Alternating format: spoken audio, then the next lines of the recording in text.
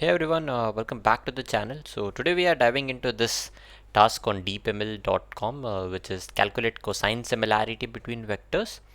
Now this is a very fundamental concept in machine learning, data science and information retrieval, and turns out it is a direct extension of the dot product that we discussed in the previous video. So in this video also, rather than showing you just implementation, I want you to again take on a journey through the concept, the math behind it, and of course the practical implementation with best industry practices. So if you watched my previous video, it will be a cakewalk actually.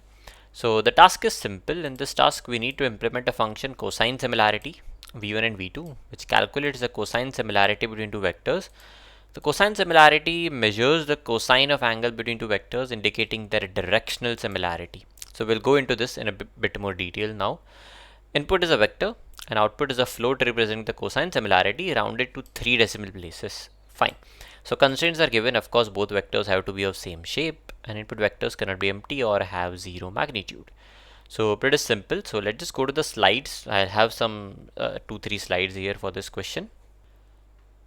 So what exactly is cosine similarity then? At its core, cosine similarity measures how similar two vectors are in terms of their orientation, regardless of their magnitude. Okay, so the definition is pretty straightforward. It's simply defined as a cosine of angle between two vectors. So if you have two vectors here like this, and this is the angle between them, then the cosine of this angle is actually the cosine similarity. But let me give you a good example here. Let's say you have two documents represented as vectors. Okay, so let's say this is document 1 and this is document 2, and each dimension maybe can represent a specific word in this document. Now cosine similarity help us determine if this documents are talking about a similar topic, right? Maybe if some documents are about history, some documents are about economics. So when you calculate the cosine similarity between two documents which are represented as some vectors, we will get the similarity between these documents, right? So that's that. So it usually lies between -1 to 1. So 1 means the vectors are pointing in exactly same direction, like perfectly similar documents. 0 means the vectors are orthogonal, means the documents are completely opposite to each other, like one might be history and one might be something like economics again. And -1 means vectors are pointing in completely opposite directions.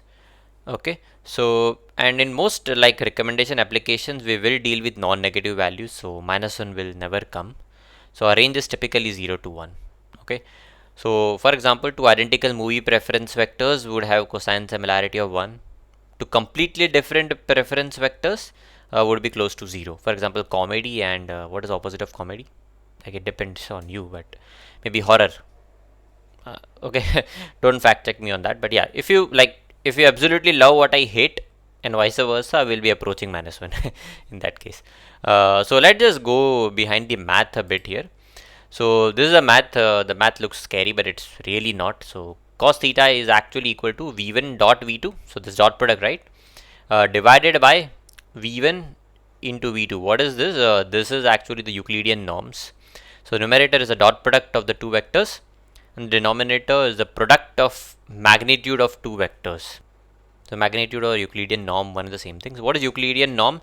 You already know this. Like if you have a vector here 1, 2, 3, its Euclidean norm is simply sum of squares and square root. Right. So magnitude of vector is defined like this, right? Square root of sum of square of each of the components. Right. So here's an example. If you have two vectors v1 and v2, we first compute the dot product, which is simply element wise multiplication. This we already seen in the previous video.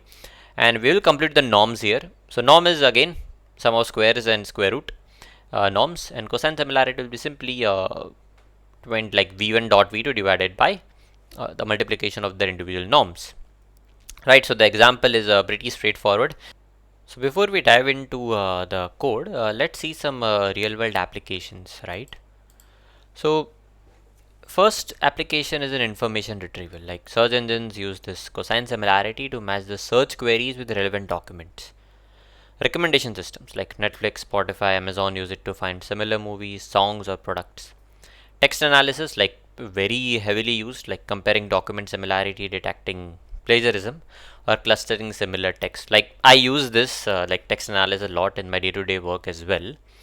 Image recognition, like comparing feature vectors to identify similar images. Last but not least, like of course there are a lot of applications, but for now it's anomaly detection, identifying data points that don't fit expected patterns.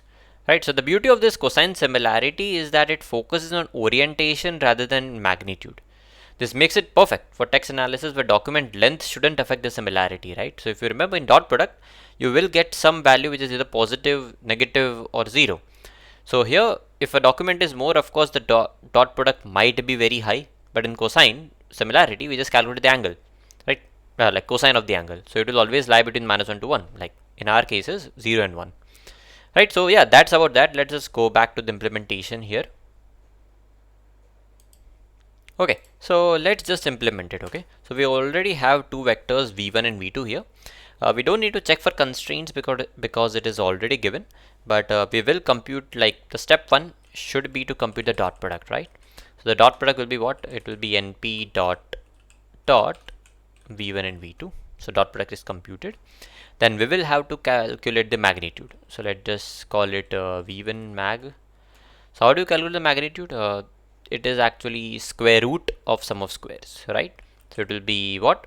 Np dot sqrt, and then sum of squares of all the components of v1. So v1 star star v2. I'm just using NumPy's efficient SIMD operations here, by the way. So v2 mag is equal to np dot sqrt v2 and whole square. So I'm raising each of the components to square, but we also have to do one more thing here, which is what? Sum, right? So np dot sum. So sum of squares square root, right? There's also a simple way for this. I'll show you in a bit, but I'm just trying to show you as a scratch implementation as possible, right? So that's that. And what will be your similarity then? The similarity will be what? Dot product divided by v1 mag into v2 mag. And what do you have to return? We will have to return the similarity rounded to 3 decimal places, right? If I'm not wrong here, right? So that's that. Let me just quickly run it and see if it works. Indeed, it works. Now this is a very fine implementation, but we can clean it up a little bit more. So instead of doing this, NumPy actually has a function to compute this magnitude. It is in this linear algebra module, and the function name is norm, right? And we can do the similar thing for v2 as well. I repeat, never copy, but just to save some time, I'm not writing it. So v2. So this norm function in linear algebra module of NumPy, it does the same thing, like sum of squares and square root. So I'm running it again. It should work same way. So that is pretty simple. What we are doing is we are calculating the dot product using np dot, and then we are computing the vector magnitude using the norm function, which is more efficient than calculating manually. And finally, we just return the rounded part, like rounding it to 3 decimal places, right? So that's about that. Okay, so last but not least, I would like to talk about some performance optimizations that will aid you in your day-to-day life. So for large vectors, like consider using this cosine distance function in the SciPy library. Like what I'm saying is, for sparse vectors, which are very common in text analysis, you will use sparse matrix representation. So for example, here I've just created a dummy sparse vector here. In this case, you can see we have 1 and then some 10 zeros, then 2, then some 20 zeros, and then 3. Similarly, this is sparse v2. Now in practice, we will use a sparse representation for this because we want to save memory. So how do we save memory here? So for this representation, if you notice, we are just storing 3 integers. Here we are storing just 3 integers, 4, 5, 6. So we are not allocating memory for these zeros here. So this is a very important representation, like sparse matrix representation. And what we do is, in practice, you will use this cosine function here. Now this cosine function actually computes the distance, which is nothing but 1 minus cosine similarity. So that's why if you want to compute the similarity, you will just do 1 minus cosine of sparse v1 vector and sparse v2's vector. So this is nothing. I'm just converting the matrix back to the vector. right? That's what I'm trying to do here. But the idea is we will store the vectors as sparse matrices to save space.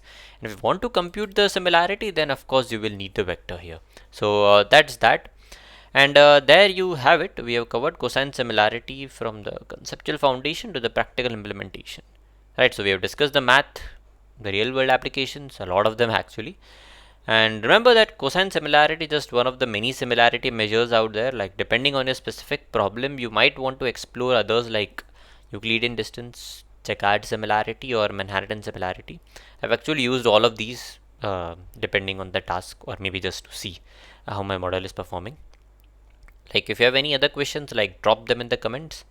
If you found this helpful, like please like and subscribe for more machine learning and data science content, and thanks for watching then. Bye.